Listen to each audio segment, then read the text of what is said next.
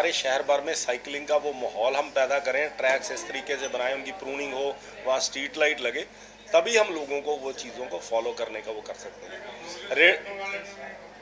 जो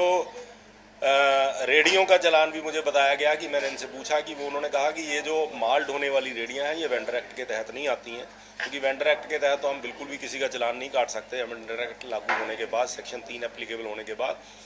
लेकिन अभी जो जानकारियां सारी मिली हैं उसमें कारपोरेशन का भी कोई रोल नहीं है। मैंने सारी जानकारी मंगाई है और मैं इसके बारे में बात करके, हाँ जी, ऐसा है जी कि हम लोकल गवर्नमेंट हैं, हमारे ऊपर जब भी कोई, आप सुन लीजिए बोला साहब,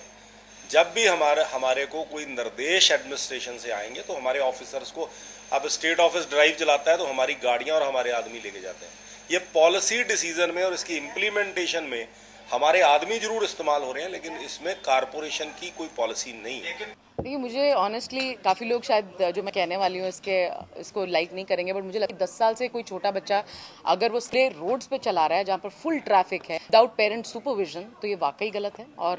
इसका ध्यान दिया जाना चाहिए, चालान होना चाहिए। दूसरा, जो साइकिल रिक्शा की भी बात कही, तो वो भी सवारी लेके चलाते हैं, जब रिक्शा चलाते हैं तो ऑब्वियसली उनको भी ध्यान, अब ये नहीं हो सकता कि ऑटो वाला तो सवारी लेके जा रहा है तो आप उसका चालान कर दो, लेकिन रिक्शा वाला सवारी लेके जा रहा है तो उसका कोई लाइसेंस नहीं है। I think it's a great step जो ये लागू अगर हुआ है तो ऐसे ही फॉलो होना चाहिए और चालान बनता है, मुझे तो ऐसा लगता है।